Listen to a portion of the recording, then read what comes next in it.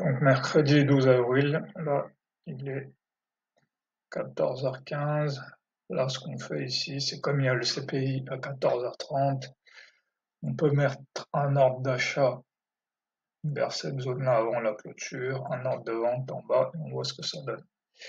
Là ça part à l'achat. Ici la hausse était quand même beaucoup plus probable, parce qu'on avait eu le PCE qui était en baisse, je crois que l'inflation en Allemagne était en baisse aussi, et le pétrole en baisse depuis un petit moment, donc il y avait une forte probabilité quand même que là, l'inflation baisse. Donc ensuite, maintenant 15 heures, on commence à baisser ici. Là, bon, de toute façon, j'ai pas tradé cette journée parce qu'on avait le CPI, on avait le FOMC à 20 heures, donc ça faisait un peu beaucoup d'annonces. Donc ici, peut-être vendre ici, réintégration à JP. En H1, on voyait qu'on était dans un range en fait. Cette zone-ci, elle correspond à un plus haut pas très éloigné. Donc voilà, ici, là, on peut être tenté d'acheter ici. On peut être tenté d'acheter ici, mais c'est pas une bonne idée parce que pour l'instant, le marché n'a pas vraiment donné d'indication. On a ouvert, on a baissé un peu, on a monté un peu.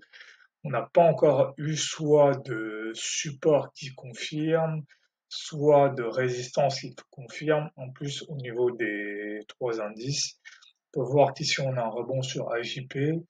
Ici, on a un rebond sur pas grand-chose. Ici, on est sur CLUS BJP, donc ça reste un peu divergent quand même. Mais bon, on peut acheter. Par contre, c'est ici qu'il faut vendre. Parce que là, on a une confirmation, on a essayé de remonter, on a baissé. Là, AJP qui fait résistance, donc ça c'est un signal assez fort. Ici, le Nasdaq, c'est pas vraiment un signal fort parce que BJP peut toujours résister en fait. Mais ici sur le S&P, on a un signal fort. Donc ici, on peut vendre, la target c'est BJP.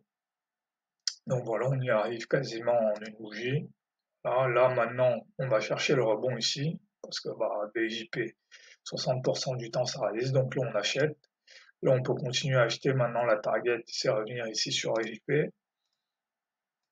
Voilà. Là, j'aurais pas acheté ici parce qu'on était presque à la target.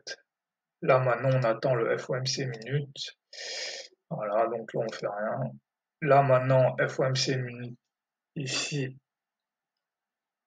c'est plutôt apparemment pour elle.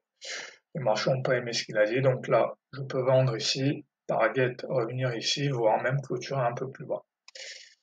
Donc voilà. Donc il n'y a rien de très compliqué. Il y a ce petit moment-là de manipulation, on va dire, entre 15h30 et 16h30. Mais après, c'est du très très classique. Ici, j'ai mon rejet AJP, donc j'aurais vendu ici. J'ai mon rebond BJP, j'aurais acheté ici. J'aurais pu quoi ajouter ici jusqu'au retour ici. Donc là, j'ai un range. Je reviens sur mon range. Je rejette ici, je vends pour revenir ici, voir clôturer sur le plus bas journalier.